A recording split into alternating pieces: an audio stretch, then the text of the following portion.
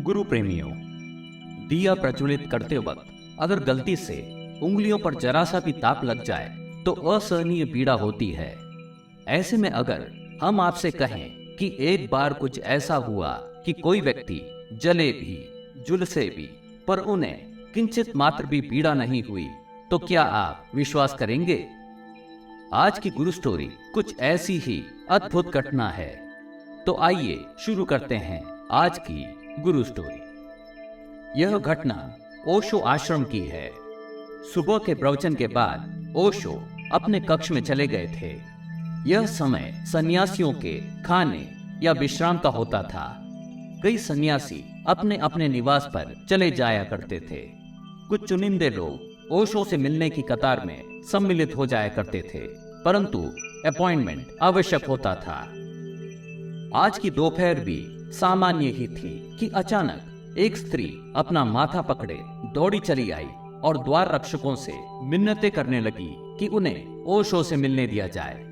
द्वारपाल परेशान हो उठे। स्त्री भगवे वस्त्र में थी, जिससे मालूम पड़ता था कि वह ओशो सन्यासिन थी। उसकी आंखों से लगातार अश्रु बह रहे थे।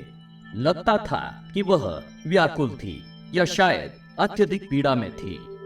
तभी कुछ अन्य सन्यासी पहुंच गए और स्त्री को समझाने लगे, परंतु जैसे ही उस स्त्री ने अपना हाथ माथे से हटाया कि सभी का व्यवहार बदल गया।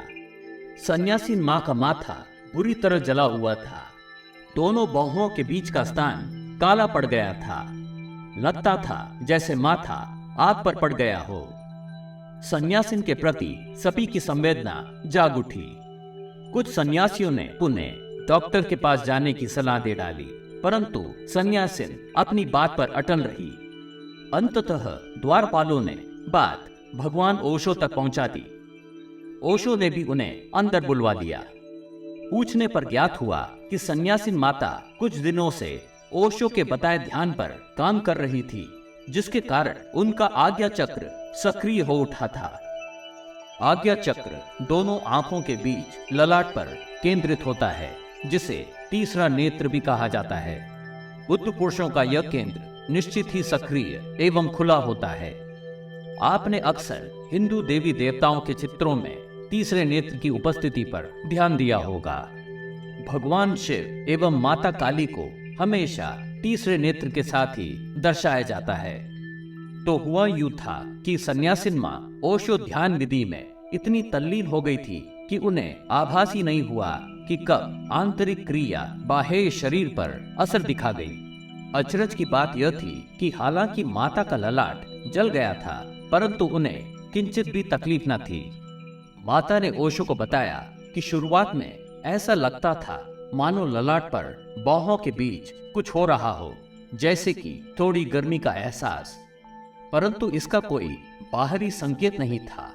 परंतु कुछ ही दिनों में यह एहसास गहन हो गया। एक अद्भुत आनंद की अनुभूति होने लगी। मन आंख बंद कर बैठने को होता था। लगता था जैसे समय रुक गया हो। कभी कभी आंतरिक रोशनी का विस्तार इतना हो जाता था कि लगता था जैसे वह स्वयं इस अद्भुत तेज में समा जाएंगी। समय का आभास ही नहीं रहता था। परंतु उस सुबह जब वह उठी और मुंह धोने पहुंची तो दृश्य देखकर घबरा गई। माथा पूरी तरह झुलस गया था, परंतु माता ने भगवान से कहा कि उन्हें कोई पीड़ा नहीं हो रही थी, परंतु चेहरे के जलने से वह चिंतित थी।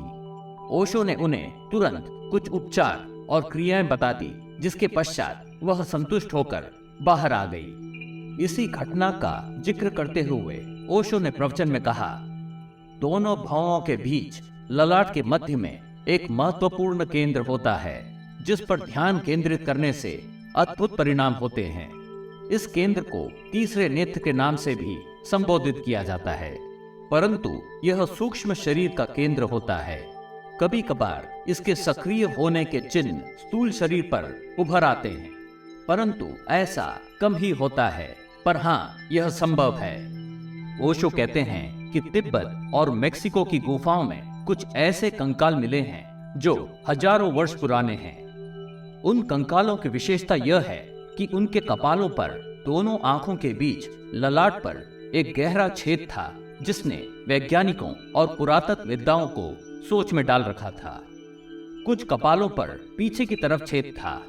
अचरज की बात यह थी कि इस तरह का छेद किसी हथियार से नहीं किया जा सकता था, क्योंकि आघात से सर फ्रैक्चर हो जाता है।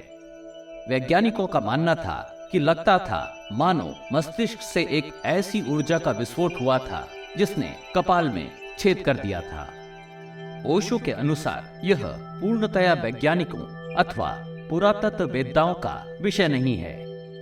यह अपने आप में प्रमाण था कि उन व्यक्तियों के तीसरे नेत्र या तो सक्रिय हो उठे थे या उन पर कुछ ऐसी क्रियाएं की गई जो आज्ञा चक्र पर केंद्रित थी। गुरु प्रेमियों, जिस प्रकार सोडा भरे बोतल को अगर हिलाकर रख दिया जाए तो पूरे बोतल में भरी गैस निकास का द्वार खोजती है और ढक्कन पर जरा सा हाथ पड़ने पर जोरों से फव्वारे की तरह बाहर निकलती है, ठीक उसी प्रकार जब ऊर्जा को भीतर ही संजोया जाता है तब वह आज्ञा चक्र पर स्थिर होकर कभी कभार विस्फोट द्वारा बाहर का रास्ता खोजती है। गुरु प्रेमियों, ओशो आगे कहते हैं, प्राचीन तिब्बत के मठों में इस पर बहुत शोध होता था।